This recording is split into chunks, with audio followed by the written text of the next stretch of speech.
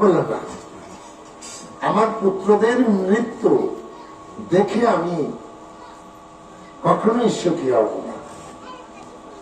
আপনি আমার সভাসদ সঞ্জয়কে কৃপা করে যান যেন সে দেখতে পায় এবং আমাকে বলে আমি শুনতে পাই। ব্যাসদেব তাই করলেন। তিনি সঞ্জয়কে শিষ্য বানিয়ে এমন কৃপা করে গেলেন যে 100-200 মাইল দূরে যারা কানে কানে কথা বলছে রাতে অন্ধকারে, তাও সে দেখতেও পাবে। পাশের লোকটি দেখতে পায় না, দূর থেকে সে দেখতেও পাবে। কি বলছে কানে কানে ফিস ফিস করে, যাকে বলছে সে বুঝতে না পারলেও সঞ্জয় বুঝতে পারবে। চলে গেলেন তিনি।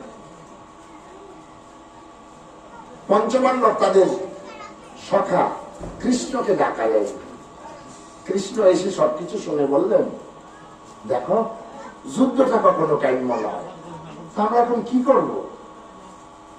আমরা কি আমাদের অংশ ছেড়ে দেব? বলছে না। ছাড়বে কেন? কি করবো তুমি বলো? কৃষ্ণ বলেন, আমি যাব তোমাদের দূত হয়ে। কি হয়ে যাবে? দূত হয়ে। দূত যে হয়,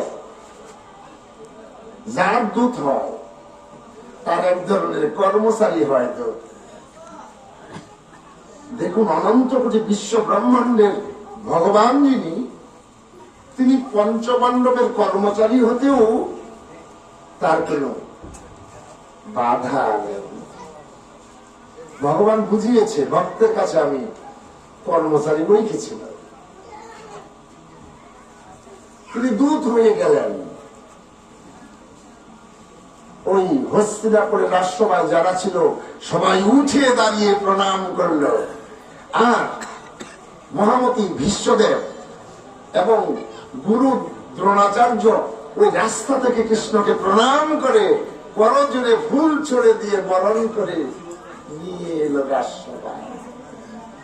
এরা দুইজন জানে কৃষ্ণ শুধু দ্বারকার অধিপতি নয়, তিনি স্বয়ং ভগবান। তাই পূর্ণ মর্যাদা দিয়ে তিনি আনলেন। কৃষ্ণ বললেন, হে মহারাজ, আমি দূত হয়ে এসেছি পাণ্ডুর পক্ষে, পঞ্চপাণ্ডবের। আপনি আমার কথা রাখুন, এ যুদ্ধ হতে দেবেন না। এদের অর্ধেক রাজ্য আপনি ফিরিয়ে দিন। কিন্তু পুত্র স্নেহে অন্ধ লোভী ধৃতরাষ্ট্র দিতে রাজি নয়।